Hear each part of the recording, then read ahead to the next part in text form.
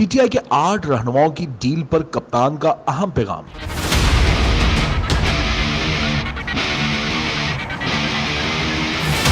इमरान खान का पार्टी रहनुमाओं पर अफसोस का इजहार।